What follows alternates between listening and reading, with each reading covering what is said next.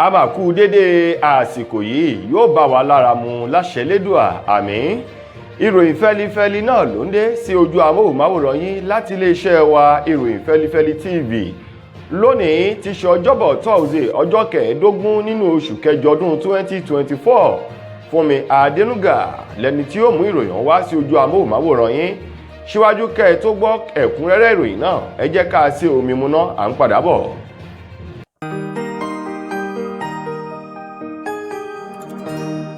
Ìròyìn fẹ́lifẹ́li TV àjààbálẹ̀ làwọn ìròyìn ti wà máa wò lóòrèkóòrè.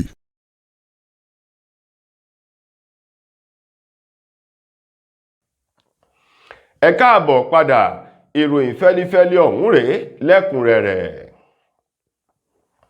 Ààrẹ orílẹ̀-èdè wa Nàìjíríà Bọ́lá Ahmed Tinubu ló ti pè fún ìfọwọ́sowọ́pọ̀ láàrin àwọn ilẹ̀ adúláwọ̀ gbogbo lójúnà láti lè ṣe àṣeyọrí kí wọ́n lè borí àwọn ogun ìmúnilẹ́rú ìmúnisìn eléyìí tí àwọn ìbò aláwọ̀ funfun tí wọ́n fi ọwọ́ àbùkù rẹ̀ kan àwọn ilẹ̀ adúláwọ̀ gbogbo ní àwọn orílẹ̀-èdè kan.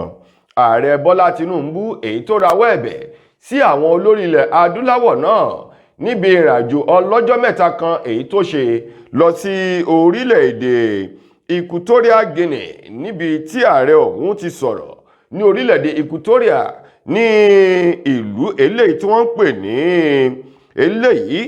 Malabo tí ṣe olúlu orílẹ̀-èdè náà níbi àpèjẹ alẹ́ kan lálẹ́ àná níbi tí ààrẹ Bọ́lá Ahmed Tinubu àti ààrẹ orílẹ̀-èdè Equatorial Guinea àti àwọn lẹ́nu lọ́rọ̀ nínú ètò ìṣèjọba lórílẹ̀-èdè náà níbi wẹ̀jẹwẹ̀mú kan èyí tí wọ́n fi kí ààrẹ Tinubu káàbọ̀ sí orílẹ̀-èdè wọn lálẹ́ àná tí ṣe ọjọ́rú Wednesday.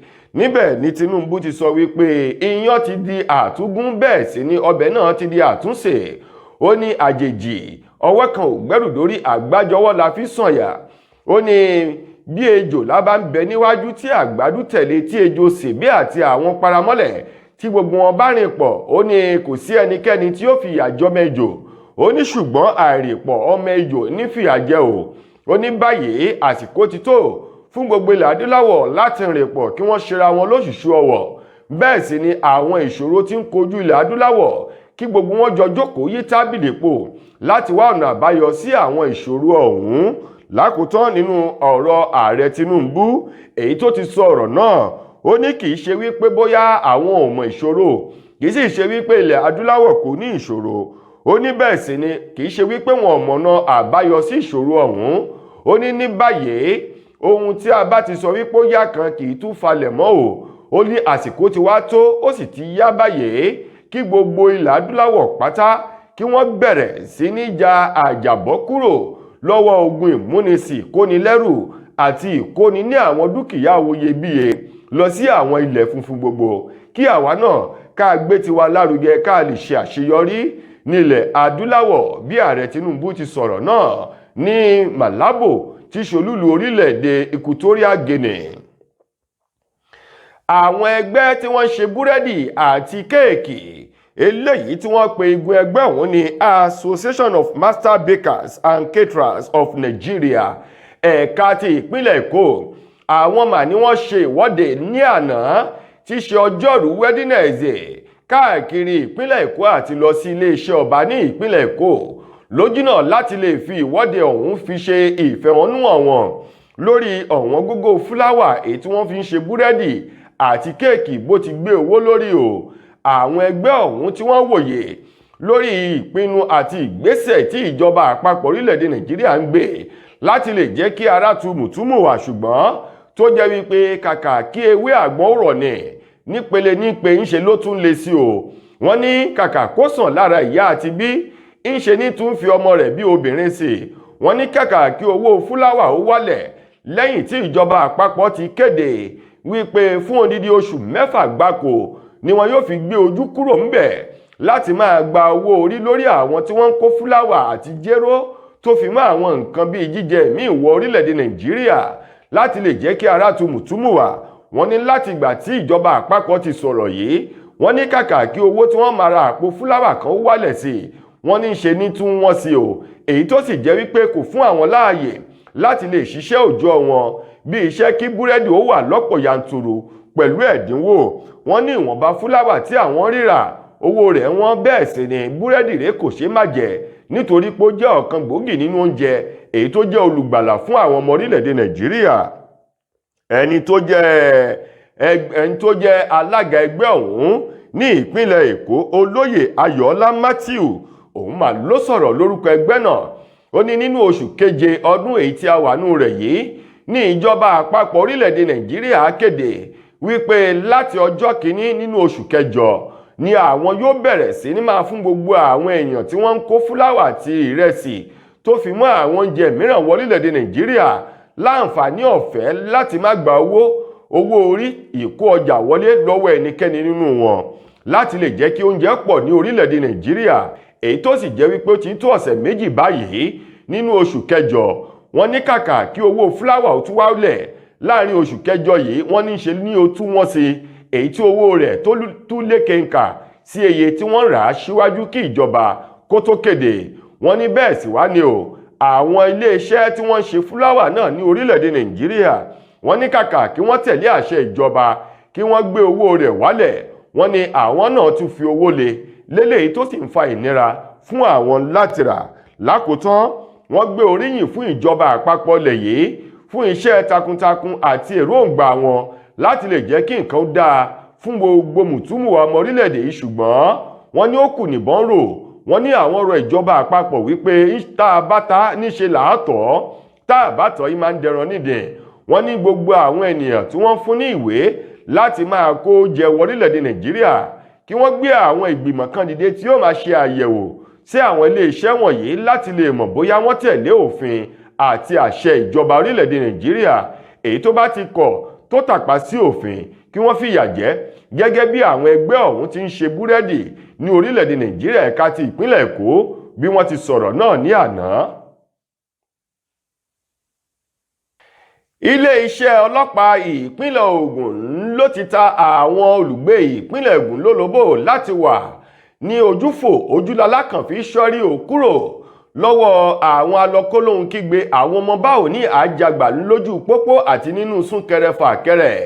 Àwọn ọmọ ọ̀hún tí wọ́n ní wọ́n máa fi àwọn ìbọn ìléwọ́ àti àwọn ohun ìjà olóró dúnkokò mọ́ àwọn ènìyàn láti máa gba owó iyebíye, pàápàá jù nínú àwọn ọkọ̀ tí wọ́n ní èròǹgbà wípé wọ́n fi ń ṣe ọrọ̀ ajé tá a mọ̀ sí tẹ́gí, léléyìí tó sì jẹ́ pé àwọn ní iṣẹ́ ibi àwọn ni wọ́n kúnnú rẹ̀ tí wọ́n sì máa ń gbá àwọn èèyàn gba owó lọ́wọ́ wọn. Àwọn ọ̀rọ̀ ìkìlọ̀ àti ìtanilólobó yìí ló wáyé láti ọwọ́ iléeṣẹ́ ọlọ́pàá ìpínlẹ̀ Ògùn lórúkọ alukoro wọn SP Ọmọlọ́lá Òdútọ́lá, èyí tó gbé ọ̀rọ̀ ọ̀hún jáde lọ́wọ́ ìrọ̀lẹ́ àná ní ìgbà tó ń jábọ̀ àwọn ọ̀rọ̀ kan àti ìṣẹ̀lẹ̀ kan èyí tó ṣẹlẹ̀ sí ènìyàn kan, èyí tí àwọn ọlọ́kọ̀ kan tí wọ́n ń pè ní one chance tí wọ́n gbé arábìnrin ọ̀hún tí wọ́n sì gba owó ẹgbẹ̀rún èyí tó tó ẹgbẹ̀rún lọ́nà ẹ̀ẹ́dẹ́gbẹ̀rin náírà 700,000 naira lọ́wọ́ ènìyàn ọ̀hún, èyí tí wọ́n ní lẹ́yìn tí wọ́n ṣiṣẹ́ ibi náà ló mú ẹni náà láti lọ iléeṣẹ́ ọlọ́pàá fi ọ̀rọ̀ náà tó iléeṣẹ́ ọlọ́pàá létí ìṣẹ̀lẹ̀ èyí tó ṣẹlẹ̀ sí. Ìdí rèé tí iléeṣẹ́ ọlọ́pàá ìpínlẹ̀ Ògùn fi ń ké sí àwọn ènìyàn pàápàá jù ní agbègbè Ṣàgámù, Ìjẹ̀bú Òde àti agbègbè Mòwe, Ìbàfò wípé àwọn agbègbè wọ̀nyí jẹ́ agbègbè èyí tó burú jáì tó sì ní ewu, pàápàá jù lálẹ́ àti ní òwúrọ̀ kùtùkùtù.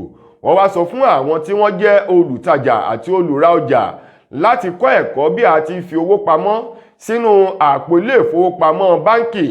Bákan náà kí wọ́n sì má gbé owó èyí tó pọ̀rìn mọ́ lójú pópó nítorí wípé ó léwu, nítorí àwọn ọmọ gànfẹ́ bá ò ní àjàgbà yìí èyí tí wọ́n ń ṣòro. Lákòótán nínú ọ̀rọ̀ wọn, wọ́n ní bí ènìyàn bá ti wọ ọkọ̀ lójú pópó tí ara sì ń fú sí ọkọ̀ náà, wọ́n ní kó ṣe fọ́nrán bélénjà kó sì mọ irú ọkọ̀ tó wọ̀ kó fi ránṣẹ́ sí ẹ̀ka iléeṣẹ́ ọlọ́pàá ìpínlẹ̀ Ògùn èyí tó rí sí ohun tó ní ṣe ìròyìn àti ayélujára. Lákòótán ó wá rọ àwọn ènìyàn láti máa wà ní ìṣọ́ra kí wọ́n sì mọ irú ọkọ̀ tí wọ́n yóò wọ̀, kí wọ́n sì mọ irú àwọn èèyàn tí wọ́n yóò bá rìnrìn àjò àti tí wọ́n ó sọ àṣírí ìrìn àjò okòwò èyí tí wọ́n ṣe fún un. Ẹ jẹ́ ká lọ rèé polówó ọjà náà. oògùn aṣaralóore S2 herbal mixture. Tá a bá lọ tí a bá padà dé a ó máa tẹ̀síwájú nínú ìròyìn wa, ẹ mà kú kalẹ̀ o. Látijọ́ aláyé ti dáyé lọ́kọ tí ń solówó orí aya tájọṣepọ̀ wọn sì jẹ́ gbádùn òǹfà ìfẹ́. Tẹ́rẹ̀ ìgbádùn lọ́kọláya bá ti ń bọ́ ságídé kásáyàn òfàǹfẹ́ láàrin wọn dò ní yọ̀bẹ̀kẹ́. Tọkọ ò lè gòkè lọ́wọ́ déré tọkọ wá ń ṣe súkẹ́súkẹ́ lórí aya. Orísun ló yẹ ká padà sí ká tọ́jú ara wa pẹ̀lú S2 herbal bitters. Sátẹ̀kan lẹ̀ gbọ̀ngbọ̀ngbọ̀n ká kó lẹ́gbẹ́ àwọn tí ń bẹ̀bẹ̀ fàyà lórí ibùsùn. S2 herbal bitters 100% herbal tí ò lọ́tì kankan nínú pẹ̀lú oúnjẹ NAFDAC. S2 herbal bitters ilé-iṣẹ́ S2 ultimate holistic spiritual herbal remedy international limited ló ṣe 002 Park Street First Avance Junction Ọ̀lẹ́yọ̀ Ìbàdàn Ọ̀yọ́ State. Ó wà lọ́pọ̀ yanturu ní 1825 Olúyọ̀lé shopping complex New Garage Ìbàdàn. Ẹ ti lè ríra ní Lasorat Royal Plaza Asunlẹ̀ Junction off Akala Express Ìbàdàn Ọ̀yọ́ State. Fún ìkúnrẹ́rẹ́ àlàyé síwájú sí tàbí tẹ́yìn gan bá fẹ́ jẹ́ alágbàtà fún wa ẹ pè tàbí ká WhatsApp wa lórí +234 704 079 0153 tàbí ká kàn sí +234 806 400 0204. Bákan náà ni ẹ lè kàn sí abroad line wa lórí +353 894 982 845. Ẹ mọ́ gbàgbé wípé ìlera lóògùn ọrọ̀ tó fi já sí wípé ẹ ti lè kàn sí ilé-iṣẹ́ S2 herbal mixture fún ìtọ́jú àwọn àìsàn míì lóníran bíi ìfúnpá gíga, diabetes, low sperm count, ìdákọ́lẹ̀, arthritis, bone fat, blood cleansing, rheumatism, infertility àti èyíkéyìí àìsàn tó bá ń bá yín fúnra nínú ara. S2 herbal bitters ó dára fún ìgbádùn ọkùnrin àtobìnrin. Ẹ káàbọ̀ padà. A lérò wípé ẹ ti gbọ́ ìpolówó ọjà S2 herbal mixture, oògùn tí wọ́n fi tewétegbò ilẹ̀ wa kójọ. Ó dáa fún ọkùnrin bẹ́ẹ̀ sì ni ó dáa fún obìnrin. Ẹ̀yin náà lọ mú tiyín lónìí. Ìròyìn fẹ́lifẹ́lí ṣì ń tẹ̀ sí ọwọ́ iwájú.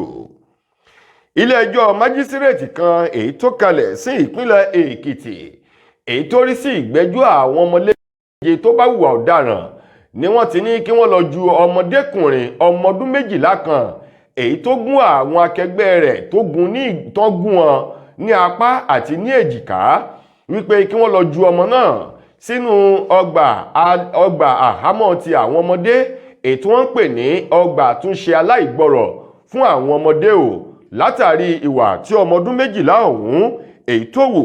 Gẹ́gẹ́ bí wọ́n ti sọ di mímọ̀, ọmọ ọdún 12 náà ohun mà eléyìí tí wọ́n ní ó gún àwọn akẹgbẹ́ rẹ̀ ó gún wọn ní nǹkan lọ́wọ́ àti léjìká. Gẹ́gẹ́ bí ẹni tó jẹ́ adájọ́ ilé ẹjọ́ májísírèètì náà ọ̀gbẹ́ni Àbáyọ̀mí Adéọ̀sùn lọ́jọ́rú Wednesday tí ṣe ọjọ́ 14 oṣù kẹjọ ọdún tí a wà nù rẹ̀ yìí ló ní bí ọ̀rọ̀ ti ń lọ yìí ó ní kò sí ọmọ tí ò ní ìjìyà lábẹ́ òfin. Ó ní ọgbà àtúnṣe eléyìí tó jẹ́ ti àwọn ọmọdé náà wà bíi ti àgbàlagbà náà ti wà. Ó lọ́mọdé tó bá ti ń hùwà ọ̀daràn ó ní ibi tí wọ́n ń kó wọn sí láti gba ìwà búburú lọ́wọ́ wọn o tó sì ní kí wọ́n mú ọmọ náà mú lọ síbẹ̀. Ẹni tó jẹ́ olùpẹ̀jọ́ èyí tó rojọ́ láti tako ọmọdékùnrin ọmọ ọdún 12 náà nílé ẹjọ́ ìpẹ́tàn ọlọ́pàá Akínwálé Oríyọmí sọ di mímọ̀ wípé ọmọ ọdún 12 ọkùnrin ọ̀hún hùwà ibi náà ní ọjọ́ 10 oṣù kẹjọ ní nǹkan bíi aago 8 òwúrọ̀ ọdún èyí tí a wà nù rẹ̀ yìí. Èyí tó gún Tọ̀yìbù Adéìtàn àti Tajudeen Adéìtàn tó gún ìkan ní ọwọ́ tó sì gún ìkan ní èjìká èyí tí ẹ̀jẹ̀ tó sì bẹ̀rẹ̀ sí ní jáde tó fi gbé àwọn ọmọ méjì ọ̀hún tí í ṣe mọ̀lẹ́bí kan náà lọ sí ilé ìwòsàn fún ìtọ́jú tí wọ́n sì ti fi ọwọ́ òfin mú ọmọ ọdún 12 ọ̀hún tó hùwà búburú náà wípé bẹ́nìkan bá ti ṣe ohun tí ò yóò ṣe dandan ni kí ojú rẹ̀ rí nǹkan tí ò yóò rí o. Wọ́n ní kí wọ́n fi pamọ́ sínú ọgbà ìbániwí ti àwọn ọmọdé èyí tó wà nílùú Adó Èkìtì tí ṣolúlu ìpínlẹ̀ Èkìtì tí wọ́n sì ti sún ẹjọ́ náà sí ọjọ́ 16 oṣù kẹjọ ọdún tá a wà nínú rẹ̀ yìí láti tún ẹjọ́ náà gbọ́. Lákòótán nínú ìròyìn wa fún tòní, gbajúgbajà òṣèré sinimá àgbéléwò elédè Yorùbá tó tún jẹ́ ajá fún ẹ̀tọ́ ọmọ ènìyàn ọkùnrin èyí tí orúkọ rẹ̀ ń jẹ́ Yomi Fábíyì ohun mà ń lò tí ní tí ó bá fi di oṣù kẹsàn-án ọdún tí a wà nù rẹ̀ yìí. Òun rọ gbogbo àwọn olólùfẹ́ tí wọ́n tún jẹ́ ọ̀dọ́ sí olóògbé òǹkọrin nì ìlérí olúwa Joseph Alọ́ba tí gbogbo èèyàn mọ̀ sí Mohbad láti jáde ṣe ìwọ́de ìfẹ̀hónúhàn fún ọdún kan èyí tí akọrin takasùfé ni Mohbad tó jáde láyé o. Bẹ́ẹ̀ ni Yomi Fabiyi tún sọ wípé síwájú ìgbà náà ká máa wo àbájáde eléyìí tí ilé ẹjọ́ yóò dá ní kòpẹ́kòpẹ́ yìí lórí láti mọ òtítọ́ irú ikú èyí tó pa òǹkọrin ni Mohbad lẹ́yìn àyẹ̀wò èyí tí wọ́n ṣe láti mọ irú ikú èyí tó pa Mohbad tí wọ́n sì ti ń gbé ẹjọ́ ọ̀hún lọ ilé ẹjọ́ bọ̀ lójoojúmọ́ èyí tó ti ń lọ bí ọdún kan báyìí tí wọ́n ti wà lórí ẹjọ́ náà. Ó ní bí ẹjọ́ ọ̀hún bá jẹ́ ẹjọ́ tó dáa, ó ní tó ìwọ́de ọ̀hún yóò máa jẹ́ ìwọ́de láti fi ṣe ìrántí olóògbé ni. Ó ní ṣùgbọ́n tí wọ́n bá dá ẹjọ́ náà lọ́nà tó kù díẹ̀ káàtó, á jẹ́ wípé wọ́n ó ṣe ìwọ́de láti fi béèrè fún ìdájọ́ òdodo lórí ikú èyí tó pa Mohbad, kí wọ́n sì mọ àwọn ènìyàn tó ń bẹ lẹ́yìn ikú rẹ̀ kí wọ́n fi ọwọ́ òfin gbé wọn. Gẹ́gẹ́ bí Yomi Fabiyi bó ti fi ọ̀rọ̀ ọ̀hún léde sórí ìkànnì ayélujára Instagram rẹ̀ nínú ọ̀sẹ̀ èyí tí a wà nù rẹ̀ yìí, nígbà tó ń bojú wo bí ọ̀rọ̀ ọ̀hún ṣe ń lọ, ó ní kó má jẹ́ wípé iléeṣẹ́ ọlọ́pàá àti ilé ẹjọ́ wọ́n fẹ́ da ojú ọ̀rọ̀ ọ̀hún bolẹ̀. Ó ní ṣùgbọ́n ìlú tó lọ́ba tó níjòyè tí wọ́n sì ń bọ̀wọ̀ fún òfin ní orílẹ̀-èdè Nàìjíríà, ó ní àwọn yóò rí dájú wípé ìdájọ́ òdodo ó wà lórí ikú àti àwọn ènìyàn tó pa Mohbad tó bá jẹ́ wípé ikú rẹ̀ àtọwọ́ èèyàn wá ni. Ó ní ṣùgbọ́n tó bá jẹ́ ikú Ọlọ́run ni lẹ́yìn ìdájọ́ ẹlẹ́jọ́ àti ìwádìí, ó ní ọ̀rọ̀ náà wọ́n fi lé Ọlọ́run lọ́wọ́ ni. Ṣùgbọ́n òun rọ àwọn ọ̀dọ́ àti olólùfẹ́ olóògbé ni Mohbad láti ṣe ìwọ́de eléyìí tí ó pé ọdún kan nínú oṣù kẹsàn-án ọdún tí a wà nù rẹ̀ yìí. Bẹ́ẹ̀ bá gbàgbé ọjọ́ 12 oṣù kẹsàn-án ọdún 2023 ni olóògbé ni Mohbad ló jáde láyé o, tí ó sì pé ọdún kan tí ó bá fi di ọjọ́ 12 oṣù kẹsàn-án ọdún 2024 tá a wà nínú rẹ̀ yìí. Tó ẹ̀yin ará, ìròyìn fẹ́lifẹ́li kò ní jù báyìí lọ láti lè ṣe wa ìròyìn Fẹ́lifẹ́li TV lónìí tí í ṣe ọjọ́bọ̀ Thursday títí di ojúmọ́ ọ̀la tẹ́ máa láǹfààní láti gbọ́ tún ròyìn míì. Mo gbà á ládùúrà wípé ilé ò ní lé wa, ọ̀nà ò ní nà wá, a ò ní kú lójijì, a ò sì ní kú tògótògó láṣẹ Elédùà. A ó dàgbà ó dògbò. Àmín. Fúnmi Adénúgà ló kọ mi. Ire o.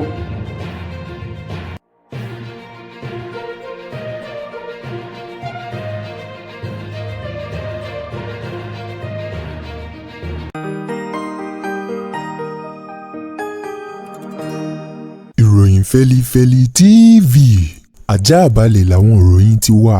Máa wò lóòrèkóòrè.